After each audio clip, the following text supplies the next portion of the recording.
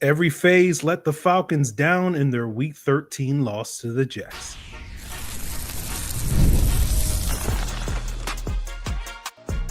You are Locked On Falcons, your daily Atlanta Falcons podcast. Part of the Locked On Podcast Network, your team every day.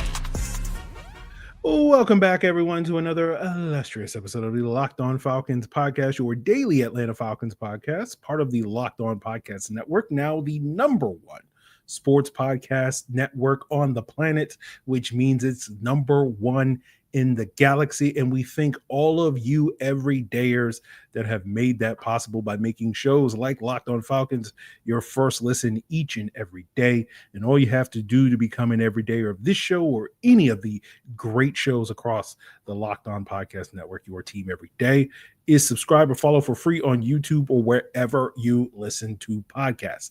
Today's episode is brought to you by Game Time. Download the Game Time app, create an account, and use code LOCKEDONNFL, and you'll get $20 off your first purchase. Now, of course, I am your humble host, Aaron Freeman, been covering the Falcons for almost 2 decades. Feel like it's 2 decades of my life wasted after another disappointing loss in this 2025 season, with the Falcons losing 27-24 to the New York Jets on this Sunday after Thanksgiving, and their record now falls to 4-8, which is 2 games under where they needed to be in order to make a run. As we looked at the beginning of the season, maybe they could have made things interesting with a win today, carry that momentum into this final 5-game stretch. They did not do that. We'll break down how and why the Falcons lost with letdowns in all 3 phases. We'll talk about the Kirk Cousins chaos meter. We'll talk about what this offense and defense and team needs to do, and why they're just kind of circling the drain, and why this team is directionless heading into 2026. And there's no real reason to think that the current path that this team is on is a viable path forward to success. But we'll get into that later in today's episode. So, we entered this week not necessarily hyped on the Falcons. We were hyped on the win over the Saints because we were like, hey, you beat the Saints. That's all that matters. Will that carry over into the next week? I was skeptical of that. I'm sure many of you were skeptical of that, which is why throughout the week we were just like, okay, we'll see what version of the Falcons show up against the Jets. And you got a version of the Falcons that was good enough to win, but they weren't in the end good enough to win. And a lot of that owes to all 3 phases kind of letting this team down on this particular Sunday. But if you are ranking them for which unit let the team down the most to which unit let the team down the least, it's the usual trend that we have seen throughout this season in a lot of the Falcons' losses this year, which is special teams let the team down the most, followed by the offense, and then followed by the defense. Now, when we talk about the special teams, the main letdowns were some critical plays that went against the Falcons, some turnovers. You had a muff by Jamal Agnew on a punt that set up the Jets' first score of the game. You had a big kickoff return from Isaiah Williams, the superior Illinois wide receiver from the 2024 draft, over Casey Washington, who was once again a healthy scratch this week. He also had a big 83-yard return that set up another 3 points for the Jets. And then at the end of the game, after a pretty good day for Bradley Pinion punting on his first 5 punts, helping the Falcons win the field position battle, at least when they were punting the ball. Then on his 6th punt, he had his worst punt of the day. The Jets had a good return, I think a 16-yard return from Williams on that particular play, and they set themselves up basically at midfield and were a couple of plays away from setting up the game-winning field goal in the closing seconds. And you also had our guy Zane Gonzalez, who we just learned his name a couple of weeks ago, also missing his first field goal in a Falcons uniform as well in this game. Now, moving towards the offense, the main letdown for the offense was how slow a start that they had in this game. They really didn't get anything going offensively until 3 minutes to go in the first half, where they went down the field and were able to get their first touchdown of the game. But they were like 1 of 5 on 3rd down conversions in the first half. And a lot of those failures on 3rd down came down to breakdowns and pass protection, some questionable play calling, just sort of the usual with this Atlanta Falcons team. They did get their act together offensively in the second half. They were able to score on 3 of their first 4 possessions in the second half, but they had 2 opportunities to put together game-winning drives in the final 2 minutes of this game and basically could get nothing going 3 and out in both instances. And the second time that was the case, the final time the Falcons had the football, was mostly egregious with receivers dropping passes, David Sills dropping a pass, Darnell Mooney dropping a pass, and those were back-breaking drops. And once again, the Falcons receiver core let them down in this game. Now, Bijan Robinson played well. Kyle Pitts played well, for the first time in like 6 weeks. Kyle Pitts played well, but that's been the problem with the Falcons throughout most of the season, where Bijan plays well. Drake London usually plays well. Drake London's currently out with a PCL sprain, and there's no telling that he'll be back at any point this season. We'll see, but I'm not particularly optimistic, as I've said multiple times over the last 2 weeks, that a similar injury kept Brock Bowers limited for 6 weeks. Similar injury kept Ricky Pearsall out for 6 weeks. And we got 5 games left, and it's been 2 weeks so far with Drake. And so we'll see on that front. But typically this season, we've seen those 2 guys, Drake and Bijan, go off, and then we're looking for that third option to kind of step up. And we haven't gotten that throughout the season. You got Pitts sort of filling in the Drake London size hole in the passing game. And the third option was nowhere to be seen with Darnell Mooney not stepping up. David Sills had 1 nice touchdown catch on the screen pass. Other than that, didn't really do a whole lot. We didn't get the patented Charlie Warner turning a 3-yard check down into an 18-yard gain this week like we've gotten the last couple of games. So overall, again, this Falcons offense struggles when basically only 2 guys show up and make the plays that they need to make in this game. And you saw that that contributed to the slow start for this offense and the bad finish as well. Now, defensively, a lot of the points given up by the defense were, they were put in a bad spot by special teams miscues, right? As I cited, right? The muff on Agnew, the big kickoff return, the poor field position at the end of the game. And so you can sit there and look at 13 of the Jets' 27 points were mostly owed to special teams. Like if we're putting a percentage on it, it's like 85 to 90% of that is on special teams. In the Agnew muff, that's like 99% on special teams, but the average in aggregate is probably like 85 to 90%. And then the rest is on the defense not getting stops. But, for the most part, the defense was playing relatively well despite being put in those bad spots for 3 quarters. But then midway through the fourth quarter, the Jets went on a 15-play scoring drive to tie it up 24-24, and they were able to convert 3 third downs on that drive, 1 fourth down on that drive. The Tyrod Taylor scrambles really kind of killed them in the final 8 minutes of this game, that they could not keep his legs contained. And, you get a stop after the Falcons' first of 2 possessions in the final 2 minutes, right? Thanks in large part to a James Pierce Jr. sack. And, then after the poor field position after the next series, Tyrod scrambles for 14 yards, and that basically, puts the Jets in field goal range. A couple more plays, the Jets are kind of jerking us around and trying to, bleed out as much time off the clock and almost shoot themselves in the foot with a couple of penalties to knock them out of field goal range. But we've seen mobile quarterbacks be the Achilles heel of this defense throughout the season. And you had an age 36 Tyrod Taylor. Looked very reminiscent of the 28-year-old Tyrod Taylor the last time he started a game against the Falcons way back in 2017 when he was the starting quarterback for the Buffalo Bills, where his scrambling really helped lift that Bills team over the Falcons in a tight one that particular Sunday. And, that's kind of what happened in this game, where it's just like, it's been funny because it's not Josh Allen that's killing the Falcons, right? It's not, who was the other really mobile quarterback that we face that I'm blanking on right now that is killing the Falcons. But it's Daniel Jones, it's Baker Mayfield, it's, JJ McCarthy and Tyrod Taylor, the guys that can move, but aren't necessarily we are really worried about that guy running for 80 yards on us or 50 yards on us or whatever. And those are the guys that are really kind of killing the Falcons this year. And so that issue continues to be a problem for the Falcons, but we're talking about the 36-year-old Jets quarterback killing the Falcons. Let's talk about the 37-year-old Falcons quarterback. And that will allow us to get deeper into this offensive issues, particularly with the pass catchers. But we got to start with the Kirk Cousins chaos meter. And we'll do that as we continue today's Locked On Falcons. So you guys know that the World Cup will be back in North America for the first time in over 38 years.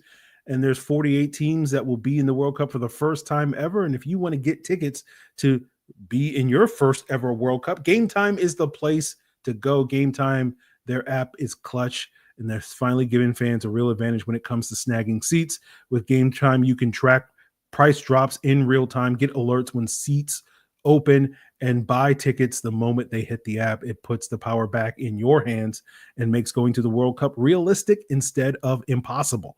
You pull it up on the app, and the layout makes it so simple to scroll through matchups and compare seat views. And the seat view feature is a game changer. You literally see what the pitch looks like from your exact seats before you buy, and the prices you see is the price you pay, because prices include fees up front, which you gotta love, where there's no last second surprises at checkout. So take the guesswork out of buying World Cup tickets in every match, concert, and event near you with Game Time. By downloading the Game Time app, create an account, and use code LOCKEDONNFL, and you'll get $20 off your first purchase. Terms apply. Again, download the app and make an account by using code LOCKEDONNFL, and you'll get $20 off. Swipe, tap, ticket, go. Game Time. And have your health or family needs changed lately? Well, Georgia's got you covered. Georgia Access is our state's marketplace for Georgians to compare, apply, and enroll in health insurance plans that offer the best value for their individual needs. Open enrollment is happening right now. All you got to do is visit georgiaaccess.gov today. Georgia Access, health insurance for Georgia by Georgia. So I want to thank all of you that once again make Locked On Podcast Network the number one sports podcast network in the galaxy.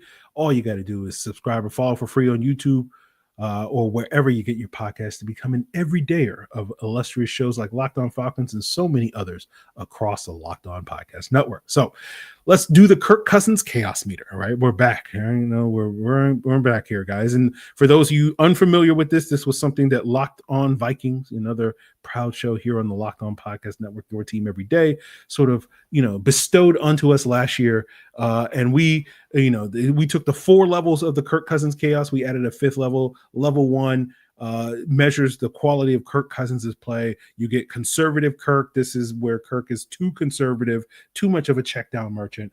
Level 2 is game manager Kirk, right, where he's managing the game, putting the team in positive situations.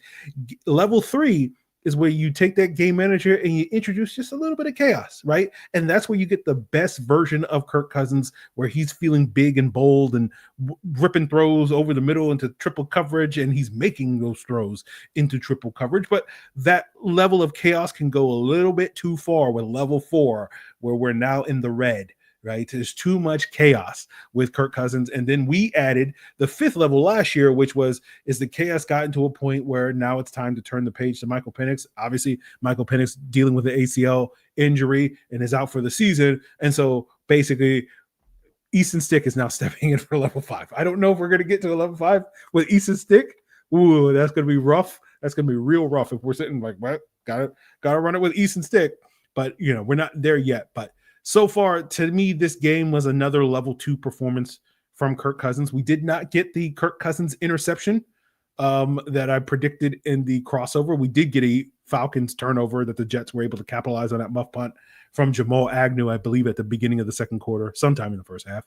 And so we did get the turnover that the Jets were finally sort of searching for. Again, everybody has to get right game against the Falcons. I don't know why some of you guys were mad at me, because I said the thing that you all knew in the back of your mind was going to happen. You knew it was going to happen. You knew it was going to happen. It was just a question of how and when it was going to happen, where the Falcons would turn the ball over, and that would be a backbreaker for this football team. But overall, when we talk about Kirk Cousins, this was kind of a middle-of-the-road performance for Kirk. This was his 3rd start of the season.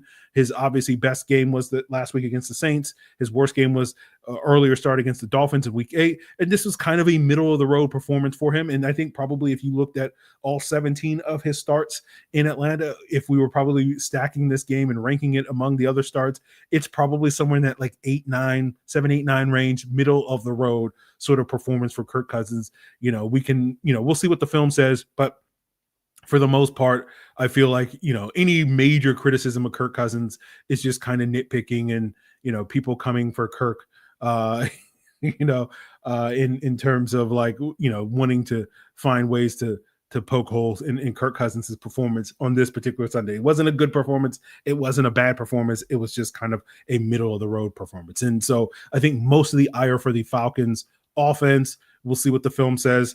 But, my initial reaction is the offensive line once again had an underwhelming performance, but we know that the offensive line is going to continue to get passes because they're beat up and all that stuff. But, it's a wide receiver room. Like this is a game that I think sort of personifies why this wide receiver room and this pass catcher room needs to be reworked. There was no Kadero Hodge on this particular Sunday. He was dealing with a shoulder injury this week, but he participated in full on Friday's practice, and so presumably was a healthy scratch because he did not get an injury designation this week. He was sat in favor of Devin Tompkins. Is it a coincidence that the Falcons Pro Bowl special teams cover guy was out of lineup and the special teams stunk? Well, the special teams have been stinking with Kadero Hodge, but if the Falcons were like, oh, let's take our best special teams player, or, if you happen to be a Mike Ford truther, our second best special teams player in Kadero Hodge, and sit him, and that will benefit the special teams unit. Well, we got the answer that was not the case. Now, to Devin Tompkins' credit, he had a nice game on, offense, didn't do much in the return game or whatever, but, he's out there. He's out there collecting a check. Good on you, Devin Tompkins. I got no beef with you, my guy. All right, you haven't been here long enough for me to have a beef with. Now, the rest of this receiver room, I'm looking at you, Darnell Mooney, I do have a beef with. Kyle Pitts had a good day, as we mentioned earlier today. It's his first good game since the 49ers game. Did a solid job consistently catching the football, 7 of 8 targets. The unfortunate, he didn't go 8 for 8 because that would have helped at the end of the game, where I forgot who broke up the pass, but they tried to go back shoulder to Kyle Pitts and couldn't get that one right before the Sills and Mooney drops. But Sills, Mooney, all right, we thought, okay, last week after Mooney had his best game of the season, it's like, okay, we're going to get a good version of Darnell Mooney the rest of the way. Nope, that was a one-off. That was a one-off last week. So we're going to continue to get nothing from Darnell Mooney at this point as we sit here today. So, I think we look at this offense and we're like, yeah, Penix is going to come back, and if we can rework this wide receiver room, and I know it's been a consistent through line throughout the season. It's like we need more pass catchers, more weapons in the wide receiver room, and to the point where I've seen some people suggest that like that's kind of all the Falcons need. Is we solved it defensively, right? This defense is good now. We invested one offseason of resources into this defense, basically, and now with Billy Bowman coming off an Achilles tear going into next year, we've basically added 3 players and we fixed it. We solved it. Now, I don't believe that's true. I'm being sarcastic when I say that because that's the opinion of other people. But yes, the defense has certainly outperformed expectations and is certainly playing above expectations. I don't think that means that they solved it. I think they've only gone through phase 1 of a 3-phase process, of a 3 offseason process to rebuild this defense, to really solidify this as a potentially good defense. But, I know, as we always do with the Atlanta Falcons, we only look at the 1 or 2 problems. Hey, man, once Penix comes back healthy and we rework this wide receiver room, hey, all we got to do is invest 3 out of our 5 draft picks next year on pass catchers, right? We get a new tight end, right? Because Kyle Pitts is probably not getting re-signed at this point. We get a new wide receiver 2 to replace Darnell Mooney. We get a new number 3 wide receiver to replace Raymond McLeod. And this offense is off and cooking. And that's going to be the narrative, I'm sure, from a lot of folks. And certainly this game probably adds fuel to that narrative, fuel to that fire and whatnot. But I just don't see this as a viable strategy for the Falcons. They're going nowhere. And to me, this game kind of signals that, like, why should I buy into this team? And we'll talk more about that when we look at this team and talk about why they aren't a few pieces away, because essentially they got outplayed by a 2-win Jets team. And it's like they're on the same level as a 2-win Jets team, and yet people will convince themselves that they're 1 or 2 pieces away from being back in playoff contention. And we'll break that down, guys, as we wrap up today's Locked On Falcons. Today's episode is also brought to you by Prize Picks. With the holiday season upon us, this is the best time of year for sports, whether we're talking about NFL games, NBA basketball, bowl games, college basketball, all the playoff pushes. It's all happening right now. And since we're making choices every day, right, why not go to a place where those choices can get you paid? That is, of course, Prize Picks, our proud sponsor today. That's the easiest way to get in on daily fantasy. Just pick more or less on at least 2-player stat projections, and you'll lock in your lineup, and you're now in the game. It's simple, fast, and available in 45 states, including California, Texas, Florida, and of course, Georgia. And Prize Picks makes it even easier with their new stacks feature that lets you choose the same player up to 3 times in one lineup, so you can go more on a quarterback's passing yards, touchdowns, and rushing yards. All you got to do is download the Prize Picks app today and use code LOCKEDONNFL, and you'll get $50 in lineups after you play your first $5 lineup. That's code LOCKEDONNFL to get $50 in lineups after you play your first $5 lineup. Prize Picks, it's good to be right. So, like I said, I don't think it's a viable strategy that this team is headed to greener pastures. It's just going to be more of the same in 2026, regardless of what they do from a coaching standpoint, regardless of what they do from a personnel standpoint. And, I'm very much of the opinion that they kind of have to blow it up and start over and give somebody else an opportunity now to kind of rework this team, because this, as I've stated before, the definition of insanity is doing the same thing over and over again and expecting a different result. And to me, that is embodied in the Falcons basically spending the last 8 seasons now without having a winning record, without making the playoffs now. Again, I know still technically I don't think they're mathematically eliminated. They're probably like 1 more loss or 2 more losses away from being mathematically eliminated from the postseason or whatever it is. But it's one of those things where, like, now that we know that this team has basically operated under the idea that there are 1 or 2 pieces away, and we just got to get those 1 or 2 pieces, for the last 8 years, it hasn't led to the positive results. And again, like I explained on previous episodes last week on the pod, where like it was that strategy made a lot more sense back during the final years of the Dan Quinn era, when you were convinced that you were a Super Bowl team and you just needed to get back. You were a couple pieces to getting back. Right. And then when you bring in Arthur Smith and you say, oh, okay, well, Arthur Smith, you now need to do the thing that Dan Quinn wasn't able to do. And then you saw that strategy not quite work. But then you convince yourself, well, Terry Fontenot and Arthur Smith, they built this playoff caliber roster, and this is a great team. And now we just need to get Raheem to push this team over the hump. And now you've had 2 years where you haven't gotten out of the hump. You've actually declined as an organization from where you were at this rate. We'll see. They can finish 7-10 or better. They're still possible. But like, that's basically the problem, where it's just like, you're not going up, you're just going down as an organization. And rather than trying to, pull out of that nosedive, so to speak, if you understand the analogy, just go ahead and crash the plane and rebuild this thing. Right. If that strategy works for you. But like, we'll see how the rest of the season goes. I think with the Falcons lost today and Tampa Bay and Carolina winning, any hope, my worry was basically like, people were going to, if the Falcons beat the Jets and then Carolina lost to LA, the Rams, which they did not, or Tampa Bay continues to struggle on their 3-game losing streak, but they did beat the Cardinals today, that people would be like, hey, we're close, right? We got a chance. And that would convince this organization to kind of run it back with the same group and being like, hey, they were within a game or two of making a playoff run. And, that's still on the table. Like, there's still a world where this team looks really good against Seattle or Tampa Bay over the next 2 games. And people are going to convince themselves like, hey, these are 2 playoff teams. Like, we lost a 1-score game to these teams, and that means we're really close. And it's like, okay, that doesn't really mean anything.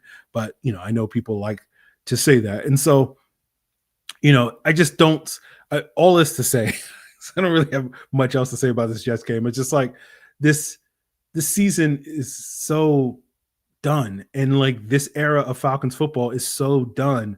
And I just want to see this team do the right thing and not do the thing that they've been doing for the better part of a decade, which is pretending that they're a good team when they're not, that they're a mediocre to bad team.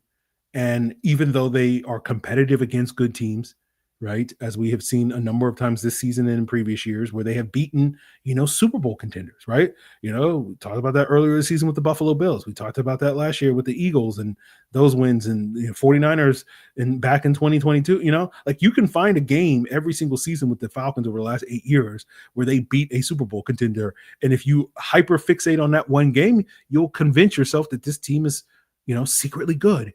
But then you get games like this and you get more games like they are against the worst teams in the league, and they get outplayed, whether we're talking about the Carolina Panthers, whether we're talking about the New York Jets, whether we're talking about the Miami Dolphins from earlier this season, just to use a couple of examples this year and in previous years. And I just don't see how, ownership can look at this and be like, yep, this plan is going to work. Penix is going to come back healthy at some point next year. You don't know when. We're going to rework this wide receiver room. We're going to, add a couple more pieces to the defense and plug some holes in the defense.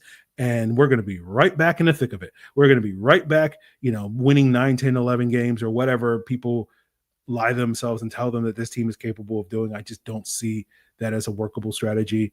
I'm only complaining about this. Has been my opinion for a while now. This is not just a reaction to the Jets game. I want to make that clear. I'm just now saying it after this Jets game because maybe it will sink in, right? Like it's much more likely that people will be like, oh yeah, they're probably not that good after they lost this game to the Jets, right? As opposed to, a week or two from now, if they lose a close game to the Seattle or they lose a close game to Tampa Bay, like we're close. We're close, guys. We're back in this thing. We went toe to toe. And blah, blah, blah, blah, blah. And if we just, if Raheem doesn't mismanage the clock at the end of the game like he always does, right? Talking hypothetically about that future close loss to the Seahawks or Bucs, we'd be a playoff team. We would have beat that playoff team and we'd be back in this thing. And that's, to me, kind of the lie that this team constantly tells themselves. So that's my rant in today's episode. Again, if you're tuning in for the first time to get a real scoop on, the Falcons' problems, I apologize if you feel short-sighted, but it's basically the same issues all season long. Drops from the receiver core, just not enough from the defense, poor special teams, and just a team that looks like one of the 10 to 12 worst teams in the NFL, as they have been consistently basically since that Bills game over the last, 8 weeks it has been. So we'll see if they can play better football down the stretch and at least make it worthwhile for us to waste our Sundays watching this middling football team continue to be middling. But that's it, guys. So we'll be back tomorrow, talk more about the Falcons and, probably look ahead to the offseason and probably focus, on something else that's an offseason topic, because for darn sure, in-season conversations about the Atlanta Falcons to me is a complete waste of time, if you ask me. But that will be what we plan to do tomorrow on the podcast. So continue to make Locked On Falcons your first listen by checking us out and subscribing or following for free on YouTube or wherever you listen to podcasts. And for your second listen, if you want to get the scoop on what happened elsewhere around the NFL in Week 13, Locked On NFL is absolutely going to have you covered. And of course, we got to give some love to our guy Brad Rowland over at Locked On Hawks. Right? Hawks seem to be doing all right, relatively speaking. And so, go check out Brad giving you the scoop on all things Hawks. We'll probably try to get Brad on at some point before the season ends to talk both Hawks and Falcons on Locked On Falcons at some point, because look, I'm tired. I'm tired, guys. I'm tired of talking Falcons. So we'll see if we can outsource, some of the Falcons content to somebody else that is less tired, that has less of an opportunity to talk about the Falcons on a daily basis here on Locked On Falcons. So continue to make all these shows across the Locked On Podcast Network the number one sports podcast network across the galaxy. Your first, second, third, and 15th listens. It is all part of Locked On Podcast Network, your team every day.